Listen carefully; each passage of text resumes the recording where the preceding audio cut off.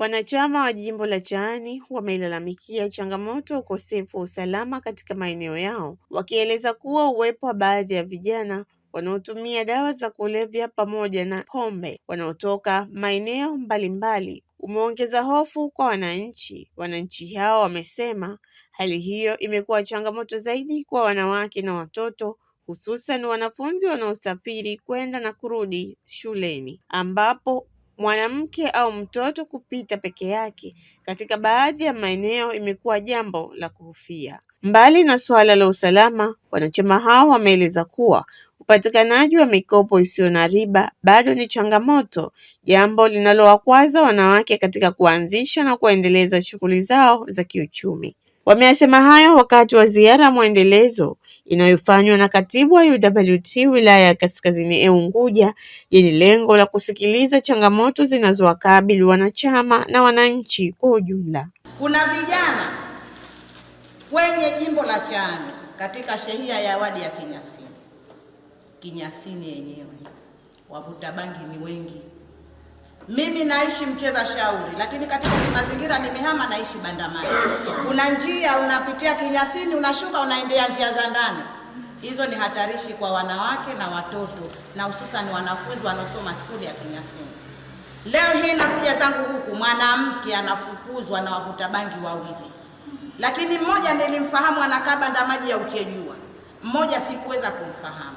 Kwa hiyo tunaomba usalama ni hafifu eneo la Kinyasini. Kwa sababu Kinyasini pana mambo mengi na makabila mbalimbali.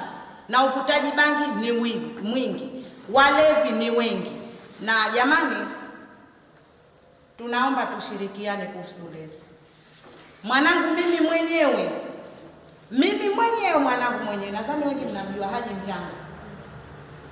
Nimeshatoa teka. Hivi sasa hivi nimempiga mafagio akanilembea kumbi, mimi nikakata chochoro. Nakuja zangu huko. Sababu jana simjui alipolala. Linaloluma tumbatu, kuta.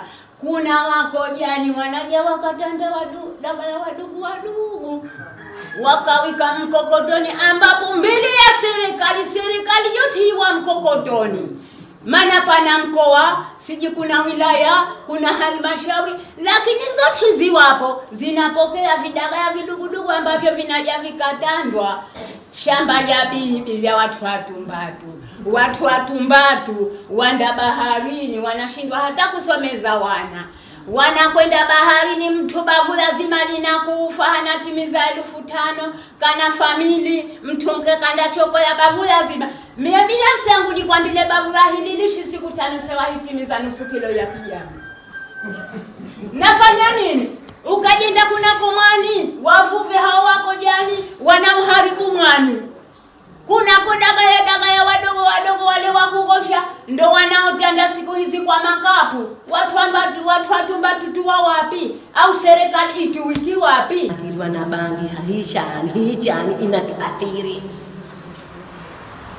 Hapo bondeni na hapo Uchejua wanatoka pasea mbalimbali hapa pitiki mwanamke peke yako huwezi kupita. Katika mambo ya kijamii, mtaro katika shehia yangu mimi ya Chaani kubwa bana, mtaro yani njia kubwa ya kupita kina mama watoto wote jumla wenye mahitaji maalum pia wanapita hapo. Ikanyesha mvua, shida iko hapo.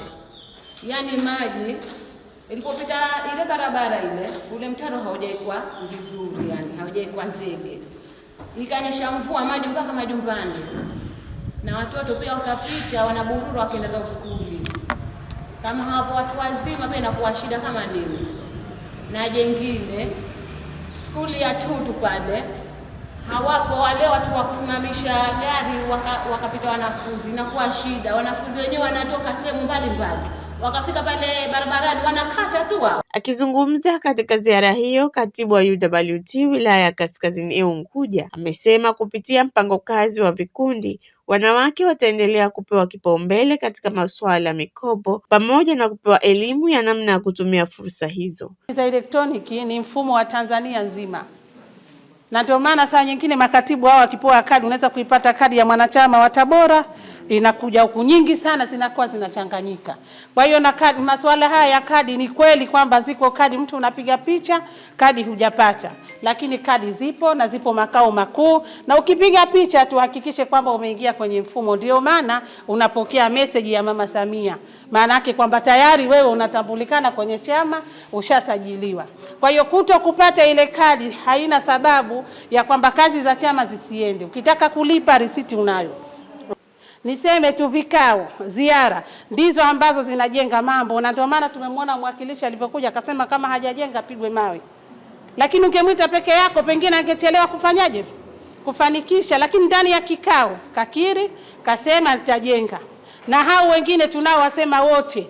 Tusiseme tu kwamba bunge na mwakilishi labda wa kuteuliwa au madiwani hawashuki. Jamani, ndani ya jimbo hili pengine kuna wanachama au wananchi, mimi nimeambiwa wanawake tu 45,000.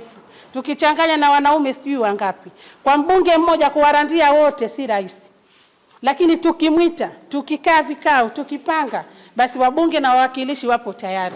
Mimi nimewaambia tunataka nifanye ziara, nishuke chini, basi baraka zao wamenipa. Wameniambia nenda, tuko pamoja. Kitakacho kuwepo katibu chukua utuletee. Ndio maana nina kifua kipana kusema leteni changamoto zenu nitawapelekea. Niseme tu wawakilishi wenu wa viti maalum, wabunge na madiwani wale wako vizuri sana na wako tayari kuwatumikia. Sambamba na hayo, mwenyekiti wa UWT wilaya ya Kaskazini A ana haya ya kueleza. Mbunge, mwakilishi na madiwani wanatekeleza ilani na inaonekana. Sasa kama mtu anatekeleza ilani, lazima umpe sifa yake, lakini na nyie amewapunguzia mzigo sana, tofauti na majimbo labda mengine au vipi, lakini hapa mengine wanafanya vizuri, lakini Chaani wanafanya vizuri zaidi. Maana nyinyi hamna shida kwenda kutafuta wanachama. Wanachama wanajileta kutokana na kazi wanazofanya. Waheshimiwa waliahidi kwenye elimu, wamefanya. Tuliona mapolo yanashushwa pale mpaka mimi nikaona wivu nikaondoka kabla ya muda. Wale wazazi ambao walilipa fedha kwa ajili ya watoto wao ya kambi walirudishiwa. Si walejeshewa pale. Haya, tupate nini? Naye diwani wa viti maalum kupitia wilaya hiyo Maimuna Kasim Yusuf amesema changamoto zinazowasilishwa na wanawake zitafanywa kazi, huku akisisitiza umuhimu wa kupatiwa elimu na kuwawezesha wanawake kiuchumi.